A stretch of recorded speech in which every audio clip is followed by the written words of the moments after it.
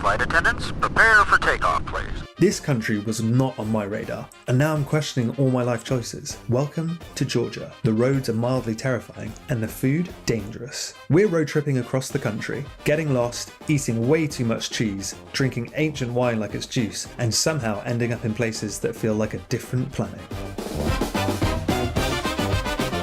We stayed at the delightful Radisson Blu. After flying into Tbilisi at night and renting an old car from a woman who spoke no English in the back of a dodgy car park with stray dogs, and then being pulled over by the police within minutes of leaving, it was a resounding relief to be warmly welcomed to this hotel. The staff were friendly and up for a laugh. The spa was great and the top floor sauna with views was incredible. It had a great gym, restaurants, a casino, be careful with that, and an outdoor pool. I look crazy right now, but I don't care. Make sure to be in the back.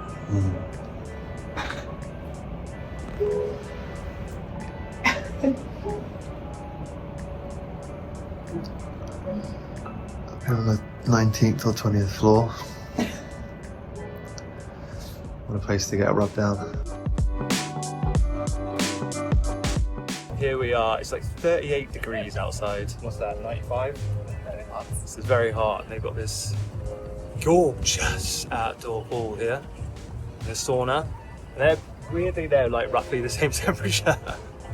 But either way, it is nice. Nice little haven, bit of shade. Sauna, you mean jacuzzi, yeah? Yeah.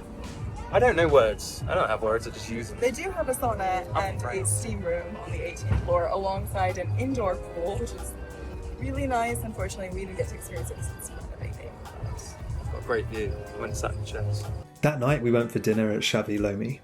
We almost didn't get in because they were fully booked, but luckily they found a table for us outside, so we just managed to squeeze in. The Georgian food culture is incredible. It's so unique in the fact that where it's located, between kind of Europe and Asia along the Silk Road, it's been heavily influenced by all these different cultures that have passed through there. All of the food here at Shavi Lomi was top notch, super affordable as well. Speaking of dinner, I meant what I said before about Georgians having a serious reservation culture here. No reservation, no dinner. So make sure you've got the places you want to eat at booked. So you know us, we never go a night without no ice cream. Wafer. Ice cream wafer. West side. They might not have ice cream in the shop, but there's always ice cream around to be found. The next day, we took the cable car from Rike's Park up to Narikala Fortress. With views over the Mtatsminda River, the Old Town and the rest of the city, you can see how it transforms from new to old to ancient.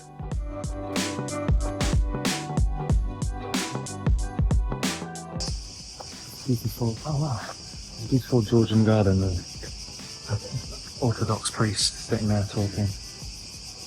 Georgian grapes hanging over these. Also, there were kittens, so we stayed way longer than planned. We chose to walk back down after enjoying the view so we could play around with our baby drone, get better photos, explore more parts of the city, and perhaps catch a glance of the Sulphur Baths district, which is a classic Tbilisi neighborhood full of thermal bathhouses before dinner.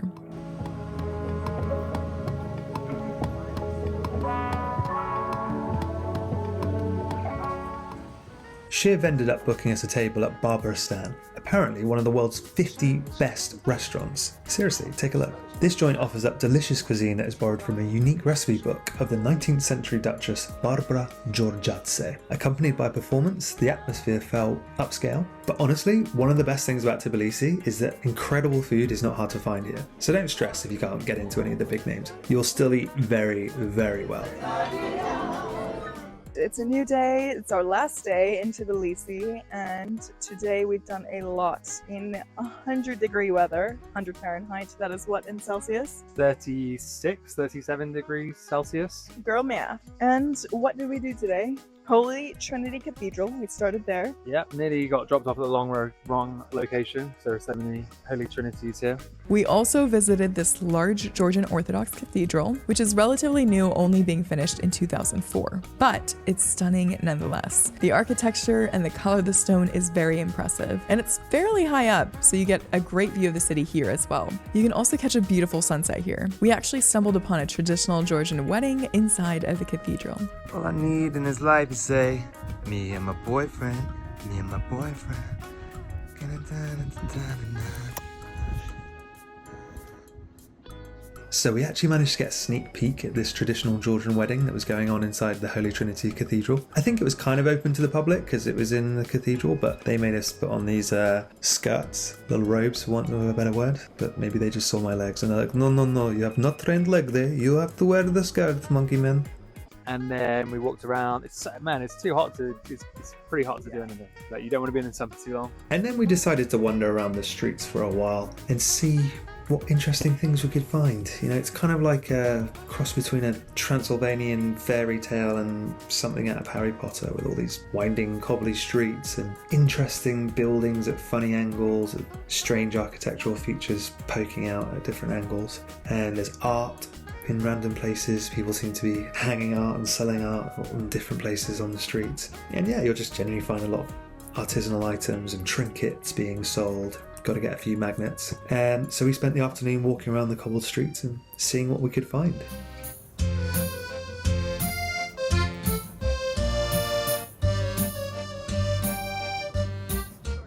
So here we are outside another church, another cathedral, the many that are in the city. Beautiful, beautifully made. Beautiful architecture, interesting angles, and wandering along the old streets. Bazaar, flea markets. Work it. Windy, more wind.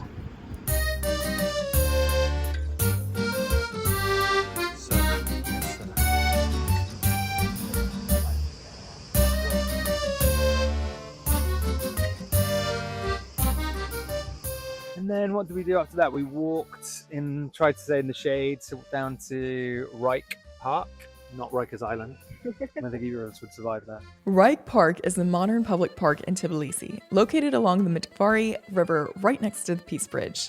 It was developed in the early 2010s as part of a broader effort to modernize this side of the city and to create more open, accessible, green space for both locals and visitors. And then we walked across Peace Bridge. Now, a little bit about the Peace Bridge in Tbilisi. It's a pedestrian bridge completed in 2010, and it's designed by Italian architect Michele De Lucci, connecting the old town to the newer district around Rike Park. It's made of glass and steel with this sweeping fluid design that feels almost futuristic against the city's historic backdrop.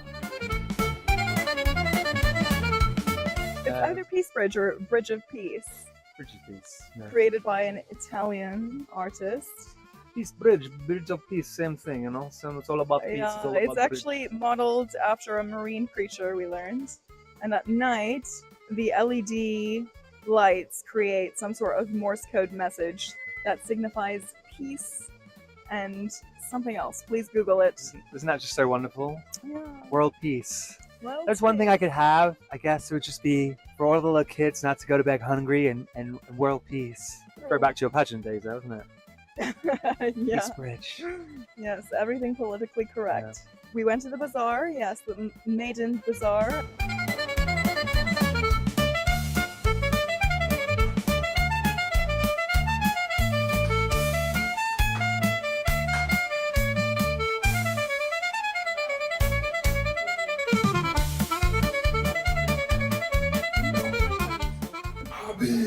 Narmahmedov. Alhamdulillah, I'm gonna smash your boy.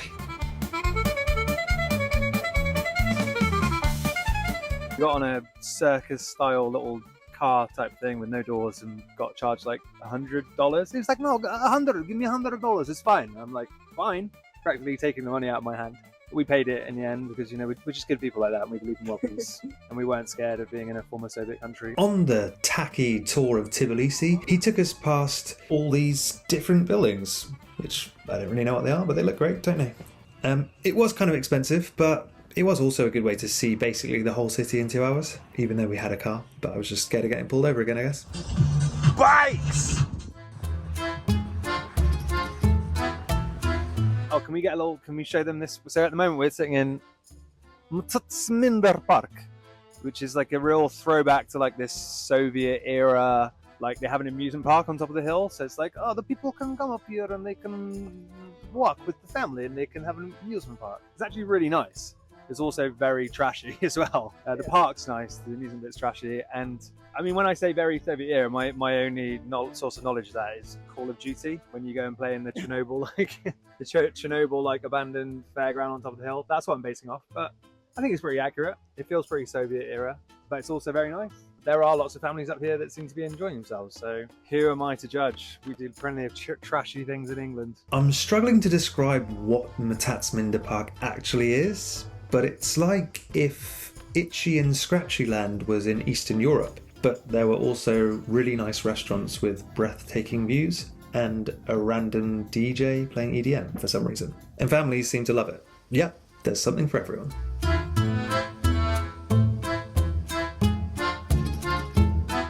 That is not a drink. That's just him eating a block of cheese. George says my upper leg has to do all the heavy lifting. Someone's a bit lazy and they can't hold a camera steady for like 30 seconds. Well, you're the man. You could use your upper leg instead. If any of you guys notice a lack of continuity, I have no idea where that comes from. Yeah, her arms are super strong. Very strong. Look at Is that these bad? biceps. But yeah, why don't you show them the lovely toilets that we have on offer here? Yeah, sure. Why not? You're hungry, you're thirsty, you need pee-pee, go to the Weechie. It's in a snail with two completely not creepy kids coming out of the cup on the water.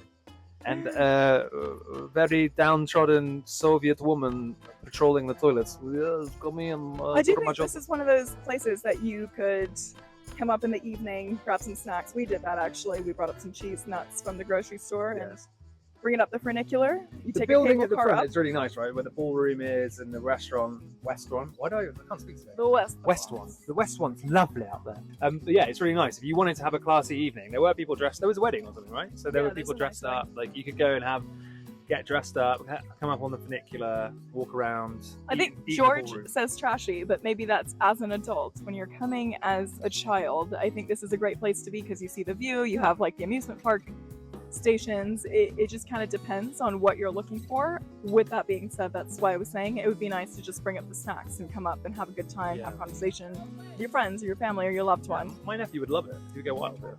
Yeah, I agree. Oh, and I loved the funicular. The funicular was so worthwhile. As I mentioned, the restaurants were quite fancy. The views there's nothing to compare it to.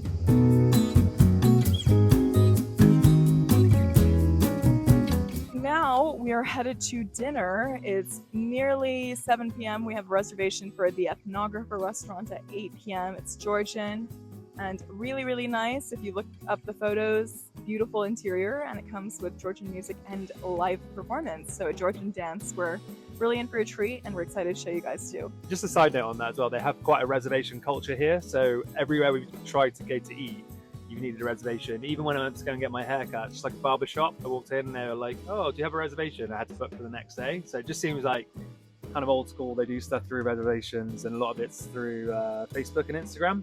If you're looking to book, do it. I'm very used to doing reservations ahead of time, and when I went to make reservations, it kept taking me to a Facebook page. So to me, I thought, oh, they don't have a website, it's probably not that important, but really it is. Everybody here has a reservation for everything. If you're coming to Tbilisi, make sure that's something you take into account, is you'll want to have all of your meals lined up if you plan to eat out. So that's my 2 cents. I'm Ron Burgundy. You stay classy, Tbilisi. We finished off the evening with a traditional dinner at the Ethno restaurant, where they serve classic Georgian dishes and serve up mid-dinner entertainment in the form of medieval dancing. Georgian food is hearty. It has a real emphasis on using what's available locally, so there's lots of regional divergence. All the dishes are shared, which is sometimes difficult for us, as Shiv is a vegetarian and I'm a carnivorous mofo, but the old saying applies, what's yours is mine, and what's mine is mine. That's it for our time in Tbilisi, but join us in the next video where we traverse across this rugged national, exploring ancient fairy tales, medieval caves, and creepy girl ghosts.